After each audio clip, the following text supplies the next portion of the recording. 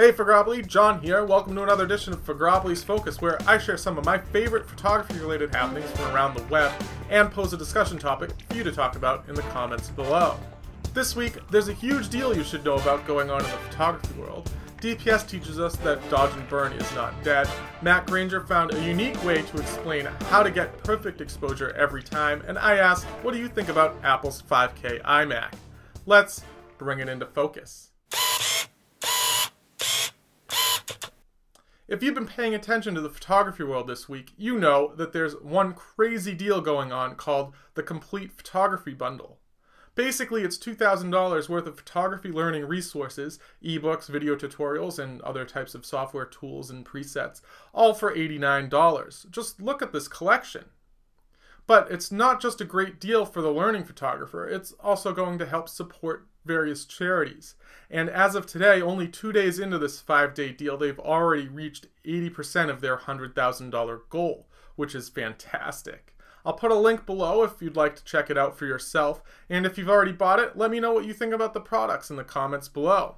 Black and white photography can often be flat and boring, but Alex Morrison shows us the art of dodge and burn is not dead in this article shoot for DPS. While the technique is one that's been around since the days of film, it's still extremely valuable when processing digital images today, and Alex goes into detail explaining just how the technique works, why it's still important in the digital age, and of course, how to perform these techniques on your own today. Again, the link will be in the description below, and you can let me know in the comments what you thought about the article. I love when someone comes up with a simple tip for a problem that so many people have, and Matt Granger has done just that with this unique tutorial on how to get perfect exposure every time. The basic concept is that you change your camera's LCD display to display black and white instead of color. This way you remove all the color changes from the image, which can often be distracting, and you're left with a black and white image that can really help you see the shadows and highlights clearly. I'll let Matt explain it all in the video with the link below, and there's some examples there to show you exactly what he's talking about. Finally, I'd like to talk a bit about Apple's new 5K iMac and what it means for the photography world.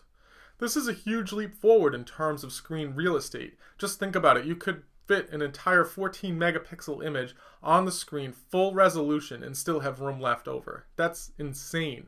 And then for video recording, you could edit a 4K video with room to spare for all the tools that you need. This is next generation stuff in my book. And guess what? Not only are they coming out with this great screen, but they're putting it on top of a pretty powerful computer, all for a price point of under $2,500, which is arguably a really good deal. Of course, that's not a cheap machine, and I'd argue that it's still really not designed to be one. It's geared toward the professional. After all, who's going to need a 5K screen to browse Facebook? This isn't designed to compete with the MacBook line, or even the lower-end iMacs for that matter. It is, however, perfectly aligned to be a great, affordable alternative for someone considering a Mac Pro, and they just couldn't justify the price of buying the computer plus a great display to go along with it. With the new iMac, you get both in one package. Of course, you do give up a little horsepower when you go to the iMac. So what are your thoughts on this new 5K iMac? Is it something that you would buy if you had $2,500 to spend? I know I just bought my own iMac a couple years ago, so I'm not ready to upgrade quite yet, but it is something I'd consider if someone handed me $2,500, though there are a few other things on my want list, so it'd be a close call.